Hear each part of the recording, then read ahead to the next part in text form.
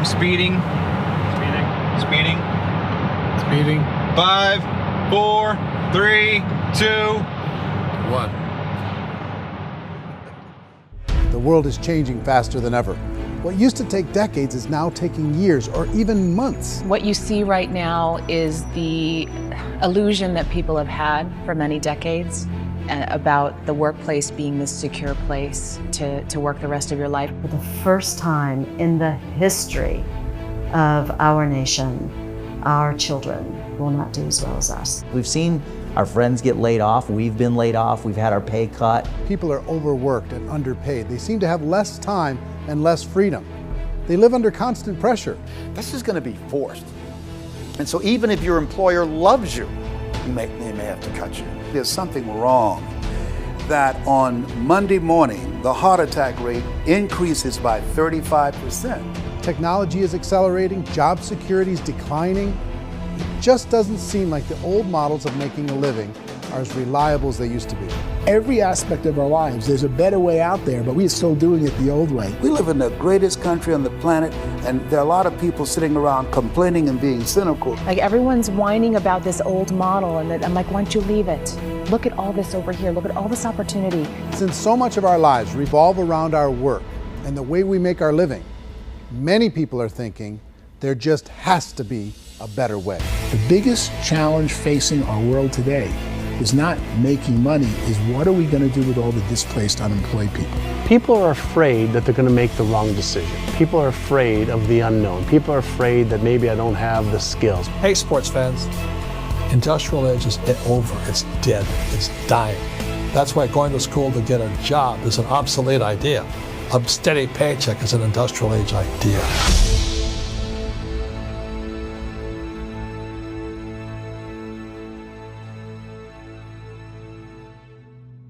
It's the search for answers that has brought us here together today.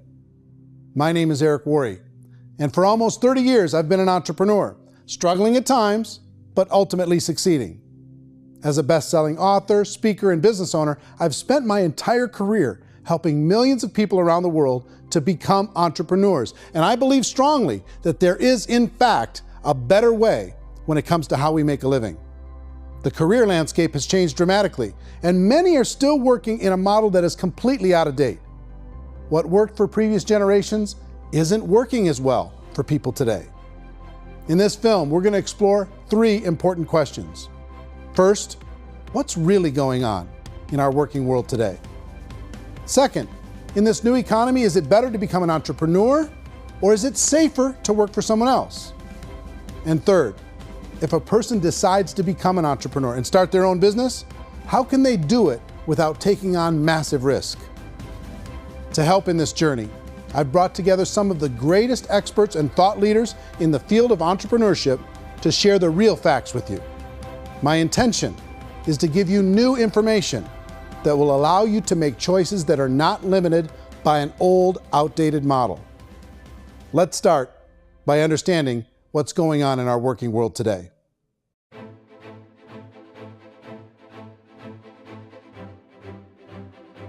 Let's look at unemployment. 30–40% of the people are honestly not working, but would be working. What our government does is if you haven't found a job in 6 months, we don't call you unemployed. We pretend you dropped out of the labor force. I've often said that unemployment, particularly structural unemployment, that's unemployment due to technological changes, is the first sign of economic growth. Think of it, 10 people live on an island. They go out every day and fish. One day, new technology shows up. A missionary brings them a net. Now, using the net, one pilots the boat, one throws the net. 2 fishermen can do all the work 10 used to. That's a 500% increase in productivity, 2 doing the work of 10, in one day. You don't have to learn a lot to learn how to throw a net instead of throw a fishing line. The island's got a big problem, 80% unemployment. But the island still has all the wealth of the fish because the 2 people produce as much fish as 10 did. Now, of course, looking back in history, these changes used to take thousands of years. And during that time, we went into farming and transportation. Some of us became doctors and some teachers and lawyers, and we developed all these new professions and new manufacturing jobs. Today, these changes are occurring literally in one day when a new technological advance occurs, and we don't have the social structures to deal with it or to retrain the unemployed people. So one of the things that I think is interesting as I travel across the country and really travel around the world is the way that we work and the way we get paid for work is changing pretty dramatically. On a global basis, everything is being turned upside down because of the rapidly advancing technologies.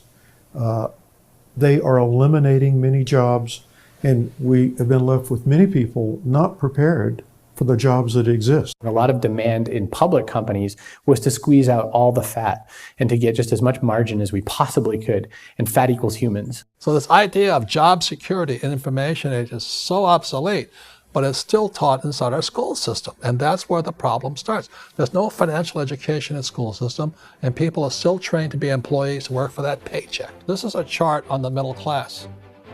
What's happening in the middle class, those that went to school, their incomes have been coming down for years. And parents still say to their kids, go to school, get a job. Now what happens to all those middle class people who are dropping off the ends of the chart? Well, they become what's called working poor. And this is what happens to working poor. But they say poverty is ending. Well, poverty may be ending, but working poverty is going up. And this is food stamp usage. So food stamp usage in America is going through the roof right now, because people cannot earn what they call a living wage. Most people have experienced financial pressures that I think are probably greater than they have been in the past. If you're not working for yourself, then it's going to be a pretty hard road for a lot of people. Today, if you're going to control your future, the 40-40 plan is gone, where you can graduate from college and get a job and work for 40 hours a week for 40 years. That day is gone. So some of these charts actually tell you what's going on. And this is a really interesting one, you know. People are going back to school because if I go back to school, I'll get a nice job. But this is what's happening to, it's called Sallie Mae, which is the student loan guys. Student loan is going through the roof. It's now over $1 trillion, and student loan debt is worse than credit card debt. So when people stopped using credit card, the government got people into student loan debt. And the problem with student loan debt is you can never be forgiven. See, with credit card debt, you can declare bankruptcy and all's forgiven. But student loan debt, you can declare bankruptcy, you still owe it. It's the worst of all debt. But this is the next picture. Look at this chart here. This is what's happening to wages of college graduates. It's going down. So you go to college, you rack up all this debt, but you earn less money. Now, that's not that intelligent. Average person who's been working a lifetime in America today is ending their lifetime at 65 with about $41,000 in assets. They earned just enough to survive. I think in the United States we have something like 17 trillion in debt. That's just the federal government debt. We got another 2 in municipal and in other, let's call it almost 20 trillion government. We've got 40 trillion in private debt. That comes up to close to 60 trillion. When you then add something we never had before, what you were talking about, when we look at the unfunded portion of Social Security and primarily Medicare, Medicaid, that at the most conservative estimates from outside firms, Kleiner Perkins, 67 trillion and growing. That's more than all our other debt. There's less conservative estimates that say it's 84 trillion or higher. I added up conservatively $127 trillion in total debt. Debt is a financial drug. When you take it to excess, it's like taking a drug. Yeah, it makes you feel better, it enhances your performance, but at a huge cost, eventually it kills you. And so that's what happens. We keep doing more and more debt, and you get less and less results, just like a drug, until the debt gets so high that it crushes the whole system. That's where we're at, 8.2 times GDP. You know who I feel sorry for? I feel sorry for the person who dreads going to work, who is sick to their stomach on Monday morning, who hates their alarm clock, who gets a little glimmer of hope on a Wednesday because it's hump day and says, thank God it's Friday. And they live for those 2 days a week where they get to be themselves and they don't have to be around people they don't like, and they don't have to play the political game in the office, and they don't have to live this half life. The person that works 50 weeks a year just to be able to have the 2 weeks for vacation. And you know what happens to most of them nowadays? They don't have a vacation. They have a staycation. They have time off of work, but they don't get to go where they want to go because they're overextended. They've got all this debt. They got all this situation. They hate their alarm clock. They can't sleep until they're done. They have to spend most of their life in traffic. I feel sorry for that group of people because there's a better way. They just don't know it. I see this really interesting attempt at rugged individuality in a 6x8 rectangle. And I feel like you're all the same, except for the little push pins of the pictures. There's different pictures. Yours is named Jenny and his is named Sujara, but it's the same people. And this is how they are, and they're just like the zombies, and there's no joy in there, there's no fun. There's always like the wacky woman who decorates her cubicle, and that's the most she can do there. You got to give her credits, right? The wacky cubicle woman. The basis for their life is worry. I'm worried, you know, maybe I'll get fired. I'm worried maybe my company will go out of business. I'm worried I can't keep spinning the plates on paying the bills. I'm worried about how do I send my kids to college. I'm worried, what if the transmission of my car breaks? That's, you know, 2 or 3, I can't fix it. People live in a sea of worry, and it eats at them. Those signs that people held up during the Depression didn't say looking for gainful employment in a cubicle. It said looking for work. Work is what we're looking for. Job is just a unit of measurement. Work is what we're going after. It's time to look in the mirror and say, it's not the economy, it's my economy. It's my little world of where I am. I need to improve. I'm not going to wait for the economy to come back because frankly, the economy is doing great in this country. So I'm here on Wall Street, the financial center of the universe, the financial capital of the world. This is where most people's money goes to at least be held for a time, right? With interest rates in banks being effectively zero, and many experts are predicting it's going to stay at zero for the next 10, 20, even 30 years, people feel like they don't have any choice but to put their future into equities, to put their future into the hands of other people on this stock market, and hope that the stock market goes up, hope that the stocks that their advisors pick or that they pick goes up. That's one way to go, I guess. It's my personal belief that if you put your future into the hands of yourself, in other words, you have earning power by yourself, I think you're a better investment than these guys.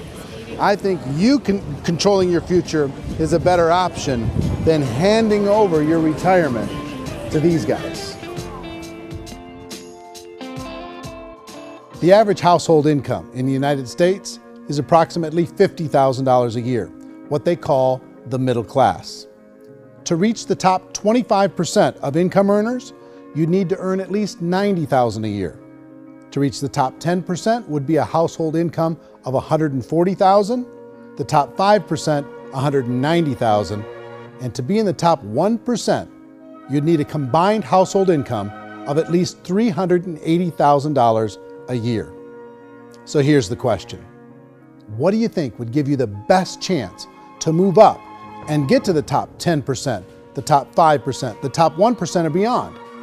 In my opinion, and in the opinion of many, many experts, the answer is to become an entrepreneur, to become your own boss. I think you have to be a business owner. I can't, the only time I ever say to someone it'd be great to be an employee is when they've already told me they've surrendered. I only tell people who are wounded spiritually that they should be an employee. And it's that feeling that you get when you pick up the backpack off the little Cub Scout and say, "Don't worry, little guy, we'll get you back to the camp." You know, it is in no way a kindness when I tell someone they'd be a great employee. The other status symbol really increasingly is lifestyle. And people can own their own business, maybe even work out of their house. That, I tell you, people admire that. Like, gosh, I wish I could do that. The spirit of the entrepreneur is to be a risk taker and to be resourceful and unstoppable and to have a vision of yourself beyond where you are and not willing to settle for life as it is. Think about the great entrepreneurs. They're visionary. They have heart. They're willing to do today what others won't so they can do tomorrow what others can't. Personally, I don't think of the new economy, the old economy. I create my own economy. The entrepreneur's in control. I decide what the economy is going to be like. In the world of entrepreneurship, there are no limits. you can make as much as you want, depending on how much you want to work and how smart you are and how great a team you put together. There's no more lifetime rewarding business than being an entrepreneur. Why in America, where anyone could be anything, would people want to give up their freedom and become effectively a modern-day slave, told shut up and be here every morning at 7:30, leave at 5:30, and do what I tell you? If people decide to become an entrepreneur and work for themselves, they have some traditional options, but they're riskier than you might think. Any kind of a retail business, retail build-outs is extremely expensive. Even just these small little yogurt stores where they're putting little yogurt machines and you get all the different flavors, you're spending $200,000, $300,000, $400,000 to open a yogurt shop. I would love to buy a Dunkin' Donuts, but it's $500,000 or so to start. I don't quite have that just in case money. Risk you can lose it all, and most guys do 2 or 3 times, and even big guys like Branson, because I'm such a fan of his, half his companies don't work. If you make $1 million, your problems are going to go. If you make $1 billion, your problems are really going to go. Just the opposite. You and I know when you're making $1 million, you got $1 million responsibilities. You make $1 billion, you got 1,000 times $1 million responsibilities. And most people say, I'd love to be my own boss. 70% of Americans would love to be their own boss, according to recent polls. But they don't know how to get there. Because what are you going to do? One, you could buy an existing business. If somebody's selling an existing business, you have to ask why. Usually because it's probably hard. It's probably not making as much money as they hope. 2, they could buy a franchise. A little less risk, proven system, but it's expensive to be able to do that. 3, they could start something from scratch. And that's where a lot of people feel like, I don't have the chops to do it. I don't have the money. I don't have the product idea. I don't have the expertise. I don't have whatever it's going to take to be able to get there, and I can't risk my family to do it. So 4th, they could become an investor. A lot of people in this town invest to try and figure out a way, but you got to be pretty smart with that game too, right? Venture capitalists, who are the very best and most sophisticated in investing in new breakthrough businesses, make it on 1 out of 11. That means 10 out of 11 are mediocre or fail. Most of them fail.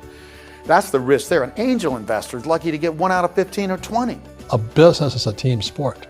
Like, I have to have accountants, I have to have engineers, I have to have system designers, I have to have sales, marketing, I have to have accounting, I have to have mission statements, I have to have legal and all that. The average Joe Schmo, even me, I go out there, I don't have the skills to put a business together. I think the bottom line for the 4 traditional options is they take money, sometimes a lot of it. They take expertise, and they take time. All of that adds up to just too much risk for most people. I bought a business from somebody else and it was a lot of work, and you start wondering, what did I just buy? Because I guess ultimately I own your email list and I just overpaid for it. People that start their own business, they spend a lot of money, they spend a lot of time, a lot of effort to get things started. And the more you invest on the upfront, the harder you typically work at it. Well, I can tell you what the success rate is of a restaurant. What is it? They're crazy enough. About 90% of them fail. About 90%, in how quickly? Year or less. Wow. And if we're talking non-franchise, we're talking franchise, Sure. That's totally different. Yeah. But our students aren't getting franchise restaurants. You got to invest big money. Exactly. And with someone like McDonald's, you've had to work with the company for a long period of time, really know the To even have a inside chance of investing $1 business. million. Have a chance, and it's a slim chance. What if there was a way that you had all the proven aspects, the comfort aspects, and you could still control your own life? What if there was both? In other words, you didn't have to create everything from scratch. You didn't have to be a super leader. All you had to do, what if there was a proven product already? You didn't have to create the product. And there's a proven system already, proven training already. Everything except an employer. That was the only thing that you didn't have. Do you think more people would be open to working for themselves in that environment?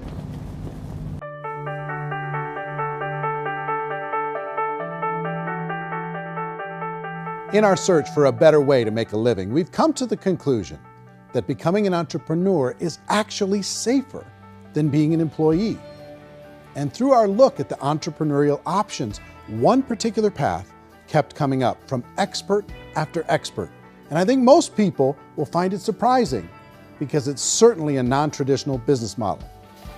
That model is for people to start their own business and become an entrepreneur through the creation of a network marketing business. Some people call it direct selling because the product is being sold directly from the manufacturer to the end consumer, cutting out the middlemen. Other people call it multi-level marketing, or MLM, because there are multiple levels of commissions paid. The most common term today is network marketing, because network marketing best describes using a large group of independent distributors, independent entrepreneurs, to move a product or service more efficiently. So my friend here, Donald Trump, and I, we always write about the network marketing industry. And the reason we support the network marketing industry is because it really is a business school for entrepreneurs. Because most people come out of school looking for a paycheck. Oh, that's terrible. I went to network marketing like that. I think if it didn't exist, we should invent it. It is that good. I think direct selling is a great way to do business today. It's very easy to get into that industry, and you can be self-employed, be in effect an entrepreneur. When we see multi-billionaires adding network marketing companies to their portfolio of companies, that would be a clue. When we see people who are very famous authors and very famous business people endorsing the industry, that would be a clue. These network marketing companies aren't $50 million companies, they're billions and billions of dollars. They lead the stock market, they're major companies. When we're going to get it? You know, and you're going to school to work for a paycheck, but if you want to be rich, be an entrepreneur, and network marketing gives you the spirit to be an entrepreneur. A traditional company will spend up to 50% of their total revenue on marketing. Network marketing companies use a different approach. Instead of having all that extensive marketing expense, they utilize a network of independent distributors to do the marketing for them. Now, why do they do this? First, because word-of-mouth advertising is so much more effective today than traditional media advertising. Second, some products need to be explained or demonstrated, and an independent salesperson can do that more effectively than an ad campaign. Third, it's completely efficient. The company only pays for the marketing of their product if a sale happens and not before. Imagine if Amazon allowed you to become an independent distributor and paid out 40% of its revenue to that distributor group. All you had to do as a distributor was recommend a product, and if a person bought it on Amazon, Amazon would take care of all the logistics, and you'd get paid for bringing the customer. Now imagine you got paid for every purchase that customer made for the rest of their lives. Well, Amazon doesn't offer this option, but network marketing companies do. 85% of all buying decisions in our society are made as a result of word of mouth or reputation. We're recommending things to each other all the time. You know, who's your dentist? Who's your doctor? Who's your lawyer? What detergent, are you using? What legal system are you using? What product are you using? We're talking to each other about the things that we love anyway. When you go into a big box retailer, you're lucky if the clerk looks you in the eye, much less gives you any detailed or accurate information about what you're purchasing. So of course, this personal information, this education coming from a friend, a neighbor, a relative, or even a stranger, but one who has experience with the product is extraordinarily valuable. As a matter of fact, network marketing can educate consumers probably better than any other form of marketing. It certainly can do better than advertising because advertising usually has a certain hype to it and you can only get limited information. So, network marketing trumps advertising. If you were a typical sales company and you wanted to sell $1 million a month worth of product, you might go find 100 superstar salespeople. The quota would be $10,000 a month. So network marketing as a distribution system just flips the numbers.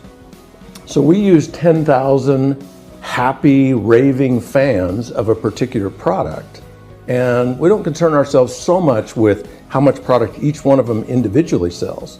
If they sell just $100 or $200 a month, and there's 10,000 of them, you're selling $1 million to $2 million a month worth of product. And that's the best way I can explain how network marketing works. This is the marketing arm of the company. There's not money being wasted on bricks and mortar. There's not money being wasted on inventory that's sitting stagnant somewhere. There's not of employees standing around that don't have customers. These are people that are going to connect with customers. These companies allow people to become independent distributors for extremely low cost and with no minimum time or sales quota. Essentially, they own their own business and can provide as much or as little sales as they choose. In other words, the distributor gets all the benefits of traditional business ownership without the risk. The advantage of network marketing is the ease of entry, the low risk, and the low startup cost, because almost everything else has very high risk. You can get in for a minimal investment. You're buying into a system that's already been proven, products or services that have been proven to work. The keys to network marketing is providing an opportunity for the masses to get involved, providing an opportunity for the average person who doesn't have the resources to start their own business. All of this so far is fairly straightforward, but network marketing offers another benefit, and it's this benefit that makes it so interesting for entrepreneurs.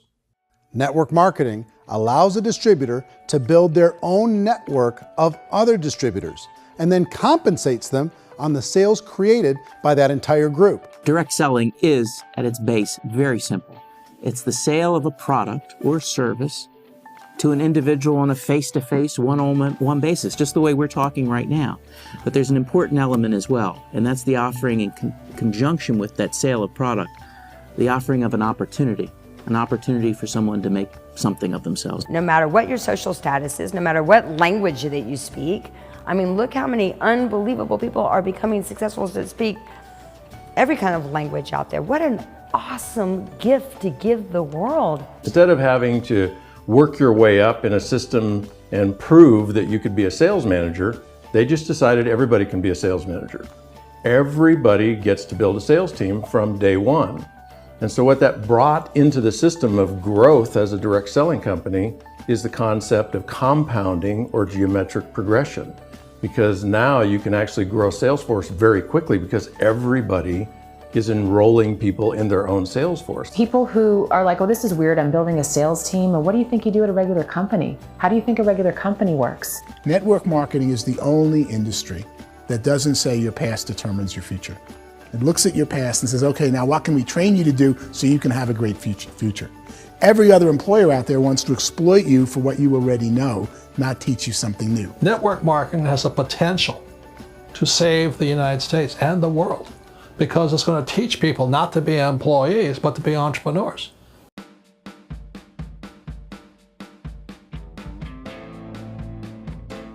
According to the Direct Selling Association, if you add up all the network marketing companies around the world, they combine to do over $178 billion a year in retail sales.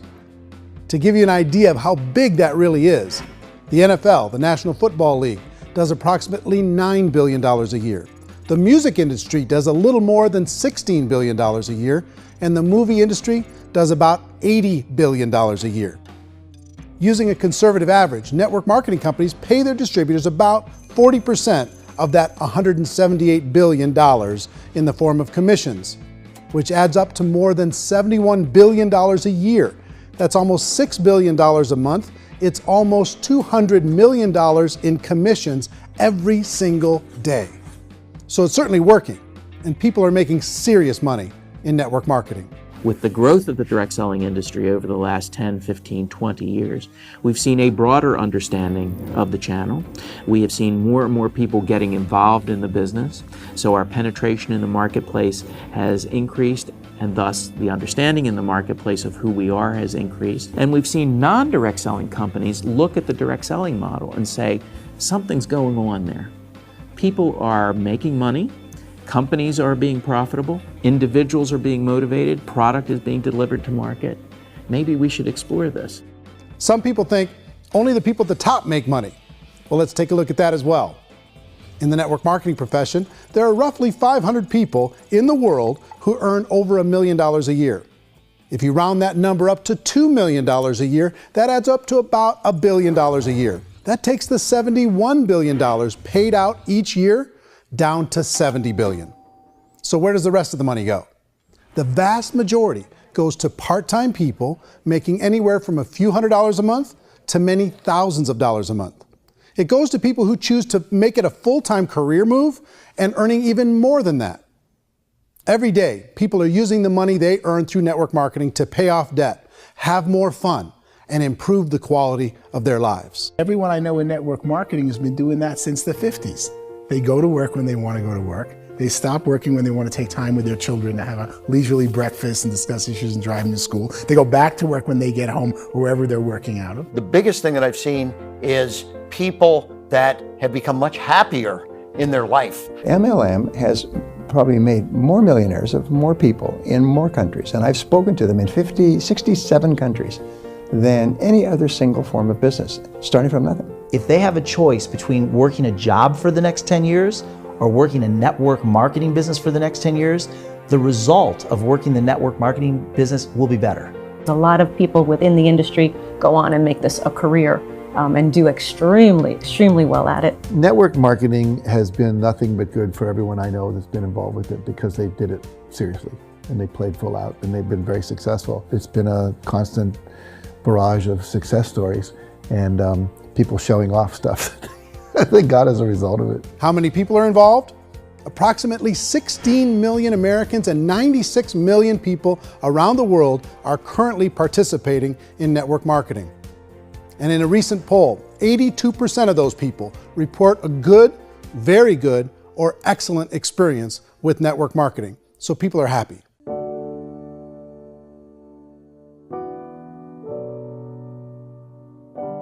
So I've taken a look at the network marketing profession and really tried to understand why so many people are confused as to the validity of this as a business.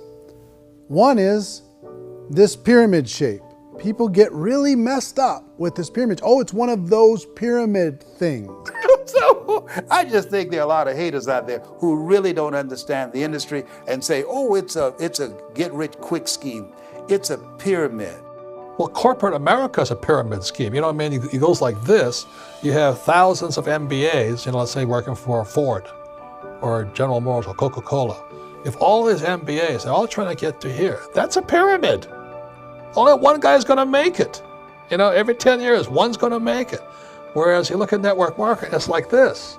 So you're here, and your job is to develop other CEOs coming up behind you. So it's an inverse pyramid. In network marketing, it's a very simple concept. If you sell product, you get paid. It is paid based on production. There is no first mover's advantage.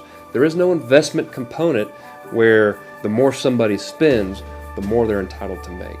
So the two are polar opposites of each other. It doesn't matter what shape the company is or the compensation plan is shaped, whether it's a circle or a pyramid or a triangle or a trapezoid, it doesn't matter. If compensation is coming primarily from recruitment, then you've got a problem.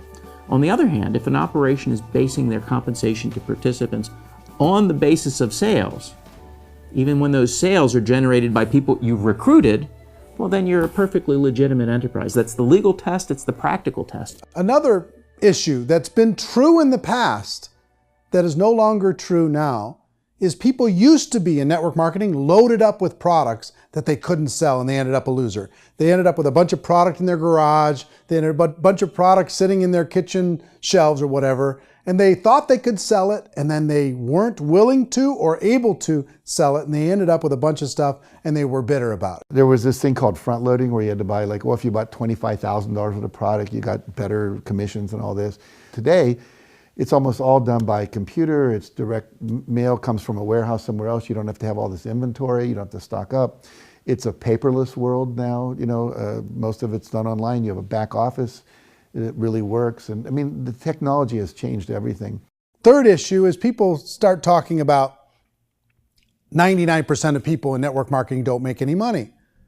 Well, we've talked about that over the course of this journey together. Almost $200 million a day is being paid out to network marketing distributors around the world. The naysayers, the people who say that it doesn't work, are usually the ones who just don't know how to make it work for themselves. And so they're giving you an opinion, and I tell people, don't confuse people's opinions with expertise, because opinions are free. And don't confuse sincerity with the truth, because people can be sincerely wrong. But here's the reality inside of network marketing. The vast majority of people that get involved in network marketing just become customers, and they get involved to be able to purchase product at a lower price. If you take Costco as an example, if a person goes into Costco and gets a membership to Costco so they can get a lower price on the product, we don't call that person a loser because they have a bunch of product that they walked out with with a smile on their face. Yet when some people want to take a look at network marketing, they say, well, those people, they're just using the product and they aren't earning an income, so they must be a loser. They're not a loser, they're a happy customer. That's the vast majority of people that are involved in network marketing. Now, a smaller percentage of those people decide to go build a business. They earn $300 a month, $500 a month, $1,000, $2,000. That's the bulk of earnings in network marketing. And then there's the few that really decide to take it serious, really decide to build a large network, really work to make that network very, very productive. And those people make huge amounts of money and there's no cap. What I do as an outside economist, just somebody looking at this industry like any other industry I speak in and say, look, what's the realities of this? 1% do incredibly well. 10% generate some additional income at pretty low risk and effort, that's not, and 90% of people roughly end up customers. One thing that I think is real when it comes to people's perceptions about network marketing is people put this, and distributors, I think, involved in network marketing have some responsibility for this. They have sometimes unrealistic claims about the product or about the income. Most people who become distributors, they want the money, they want to be successful, but they don't have the skills. They don't know what to do. And when people don't know what to do and they're in a new business, they're scared. And when they're scared, they panic and desperation kind of sets in. So they think everyone they talk to has to get in. So if I talk to you and you say, well, no, I don't have time to do that, they're like, no, I need you. You have to do this or I won't be successful. So I start clawing on you. I start that desperation. So then I start making claims about the product, which are not appropriate, probably not even true. Or I start saying, oh, let me show you how you can make all this money and you don't have to do anything, Eric.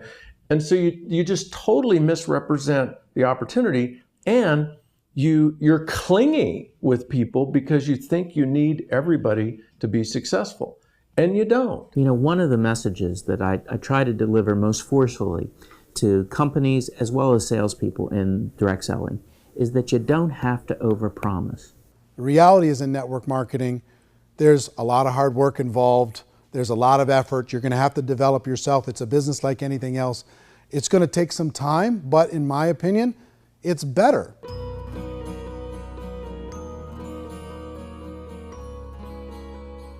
It's light years better for people starting today than it was even 5 years ago. I think it's more widely accepted now, and people understand it is a business. It is being an entrepreneur. It is being a business owner. Our belief system is based upon our evaluation of something.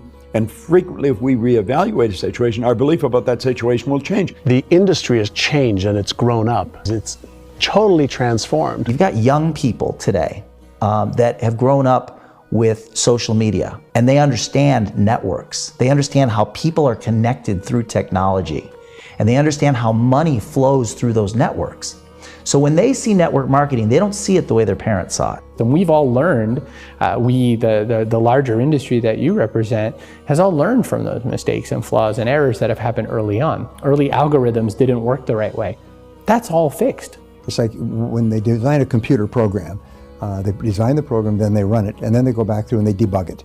The MLM industry has been debugged. This is the day of being virtual, being able to run a business from your mobile phone. I mean, it's incredible. Companies are getting smarter. They're implementing more consumer protections. They're implementing more compliance training.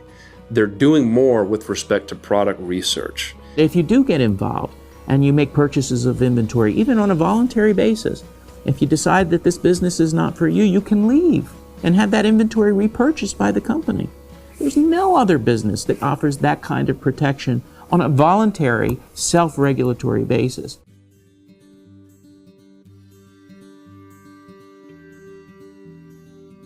If you decide to look further into a network marketing business in order to generate more cash flow for your family, I would recommend reviewing the following 4 elements. First is the product or service. And on the product or service, I would ask 5 important questions.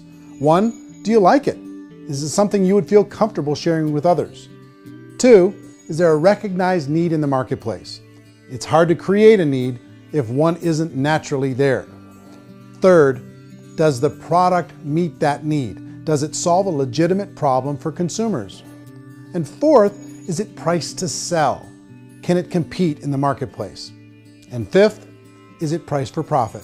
Is there enough margin for the company and the distributor to be able to generate income for the long term? If you can answer the questions on the product to your satisfaction, the next element to consider is the company itself. Is it well run? Do you believe in the founders or the management team? Do you feel they have what it takes to go all the way? See, it doesn't matter how good the product is if the management can't take care of the company. Good management can change with the times. They can handle adversity. They can make good decisions. Make sure you choose a company that can serve you for a long time. The third element to consider is the compensation plan. And with that, there are 3 important things to look at. First, a brand new person needs to be able to generate some money fairly quickly. It may be an obvious reason, but you can probably imagine the ripple effect of a distributor getting involved and having even a small victory fast. That can only help with the overall success of the organization. Second, a person should be able to develop a moderate part-time income in a reasonable period of time. As they develop their network and as their sales grow, they should be able to enjoy more benefits. And third, for the people who are really serious, for those who decide to really go pro in the network marketing profession, there should be the possibility to make a serious full-time income if they work hard and are committed to developing their skills. If you're comfortable with the product, the company, and the compensation plan, the last thing you should look at is the support that will be made available to you. Does the company have a website? Does it have a solid online reporting tool? Do they have comprehensive training available? Do they host events to help you build your business? If you decide to do this, what kind of a support system can you plug into? Choosing a network marketing company is a personal decision. But evaluating the 4 elements of product, company, compensation plan, and support is a great place to start. Is the company promising that you're going to get rich quick or that you can make a lot of money without a lot of effort? That's a red flag. Is there a product that you really believe in that you think can be sold? Or are you being told by salespeople or the person who's trying to recruit you or by the company itself that don't worry about the product, all you have to do is recruit other people into the business? Red flag, warning sign. If you're hearing that, take a second or even a third look. Get to know the customers, the products, the business, have some success, and see where the opportunities might take you to move up in the organization. You want to find out how concerned are they about my education, my training, and my development? Is there a space for me to grow? Most important question. Learn everything that you can about the product. Make sure it's something that you believe in, and learn everything you can about the industry and work that system. You have to be very passionate about whatever that company is doing. I would get involved. You can always test drive anything, you know, the product, the service, the community, and then lean into it a bit. If it feels good, then lean into it a lot. Behind me is the Lincoln Memorial. And this is a place where Martin Luther King Jr. had his famous "I Have a Dream" speech. And at that speech, he talked about his dream for equality for everyone around the world, and that's a noble dream. But I think more people need to remember what it was like when they were kids and the dream was still alive in them. Before it got beaten out of them by reality, by this paycheck, by these responsibilities, and by having to live for this job to pay the bills. I think people need to remember that, go back to that. Once they know that there's a better way, I think their future is going to be much brighter. They can live a better life.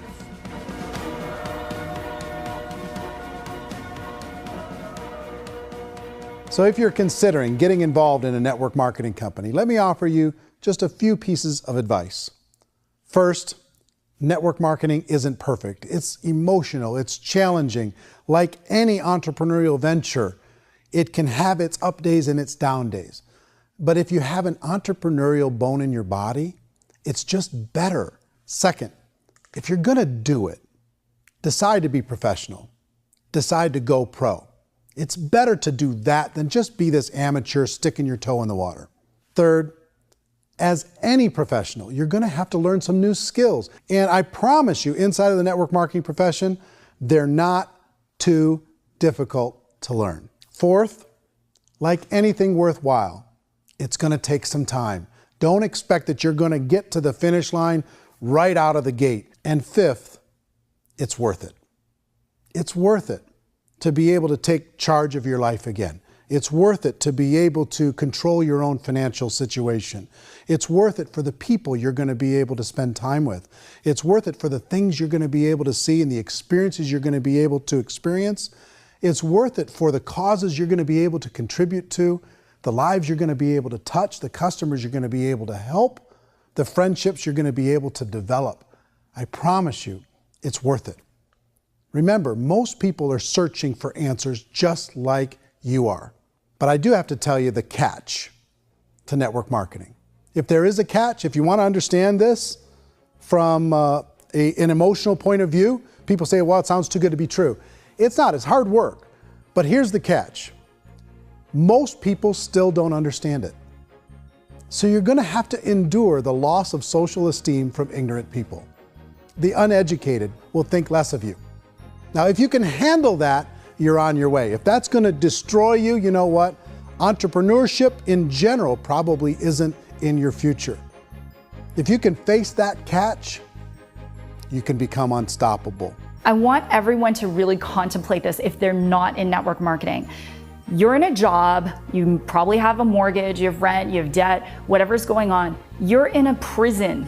You work just hard enough to keep them from firing you, and they pay you just enough to keep you from quitting. Come on! I've been there, done that, and bought that t-shirt. In network marketing, if you run into failure, it's really just a homework lesson for yourself. There's no one to blame. You really have no excuse not to be successful. You just don't.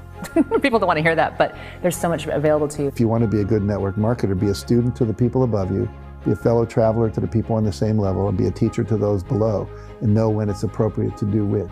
People who are not afraid of asking people to buy things, or not afraid of persuading people with the chance they may say no, these people own the future. Nothing happens until something moves. So you got to go move, you got to go do something, or nothing's going to change in your life. In the beginning, you're going to do a lot of things that you don't get paid for. But as you go down the road, you get paid for a lot of things that you don't do. And your job is rehabilitate the spirit, the entrepreneur spirit in all of us. Get it back. Either give it a strong yes or a strong no, but no wishy-washy, dilly-dally stuff in the middle. There's dreams and there are nightmares, but I believe that the biggest nightmare of all is when you don't pursue your dream. You're going to see some monumental growth in this profession. It's an exciting, exciting time to be involved with the network marketing profession. The next 10 years, I see just exponential growth. When that tipping point comes, it's not a matter of asking somebody, have you ever heard about network marketing? You're really asking them, which company are you building your wealth in? We are here to fix the world, to improve relationships with other people, to improve other lives. And the real reward comes as an entrepreneur in any level from teaching somebody something and watching them soar. There is no greater reward.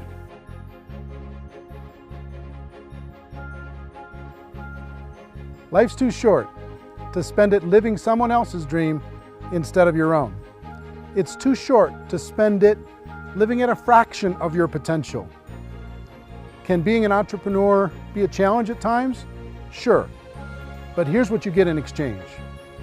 It can be yours. Something that you built, something that you created, something that you made happen. This balloon represents your dream. It represents entrepreneurship. My wish for all of you is that you would reach out and grab it. The choice is up to you.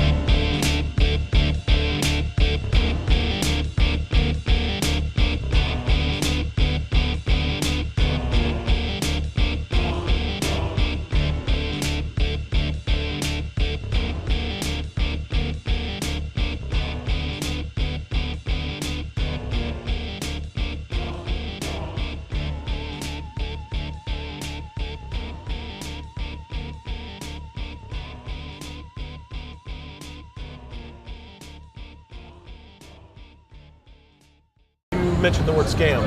Why did you mention the word scam? The only reason it is a scam is because... That's terrible.